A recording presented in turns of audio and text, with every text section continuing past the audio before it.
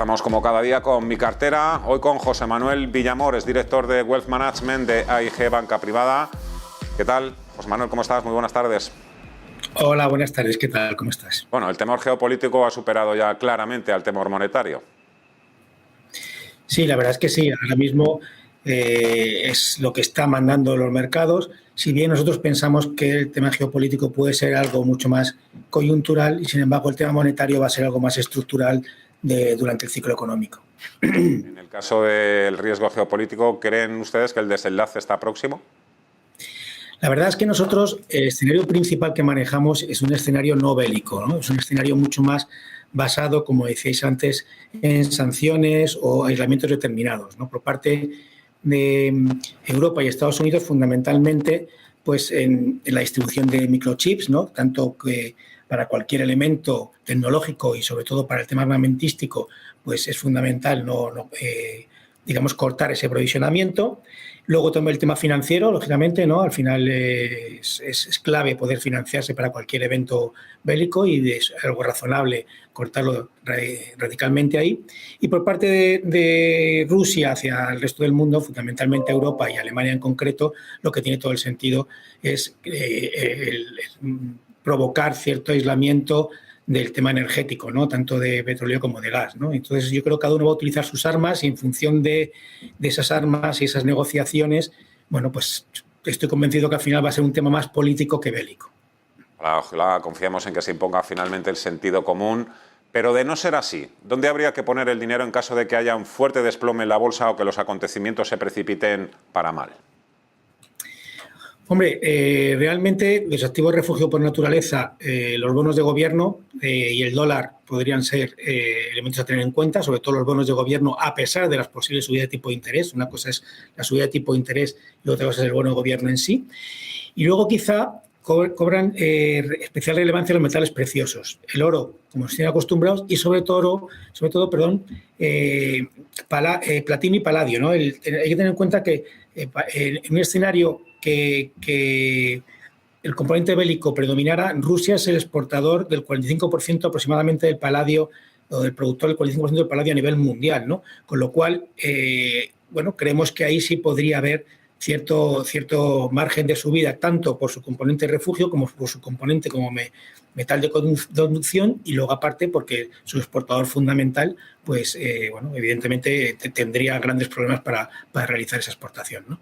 Hay otro enemigo al que hay que combatir y al que no se le doblega fácilmente, es la inflación. Estamos viendo, de hecho, hoy cómo vuelven a dispararse los precios del petróleo. El gas ha llegado también a dispararse más de un 10%, ahora está algo más moderado una vez que Putin ha garantizado el suministro energético a Europa. ¿Cuándo creen ustedes que empezará a caer la inflación?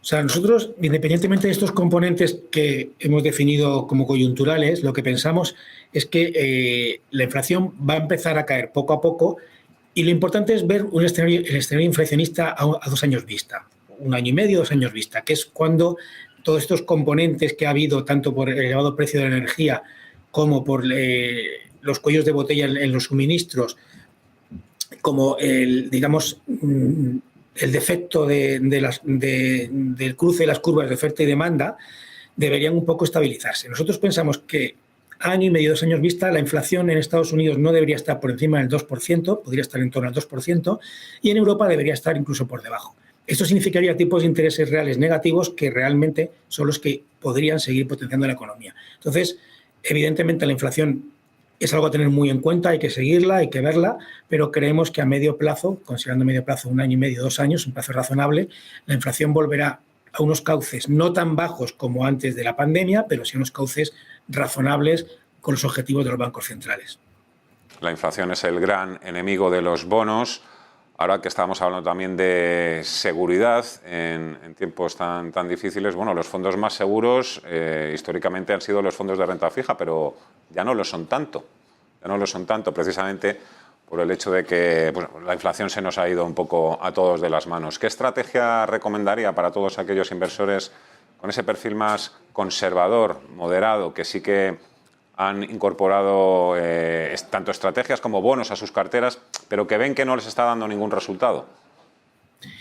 Bueno, la verdad es que el perfil conservador a corto plazo tiene un problema relevante, ¿no? Por un lado, tiene las bajas esperanzas de rentabilidad sin asumir riesgo, y por otro, el componente inflacionista, que al final es una pérdida de capacidad adquisitiva como no tengas una rentabilidad positiva, ¿no?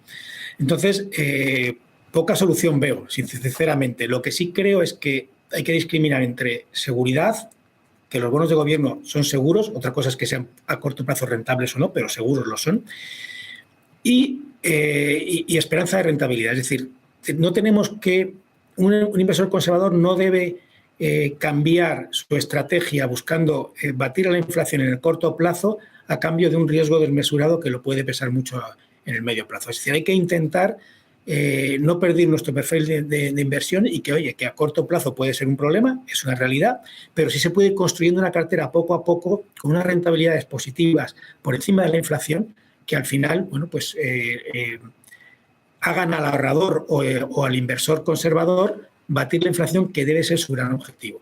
Para ello, aparte, pues, evidentemente, de los bonos de gobierno, por supuesto, bonos flotantes, diríamos poca duración, es decir, poco riesgo de los tipos de interés, o tener muy claro, esto es muy importante, el horizonte temporal al cual invierto. Es decir, si yo tengo un horizonte temporal un poco más elevado que el corto plazo, sí podría tener una cartera que, aun con los vaivenes que pueda haber por la volatilidad de los precios, al fin bata mi objetivo, que es la inflación.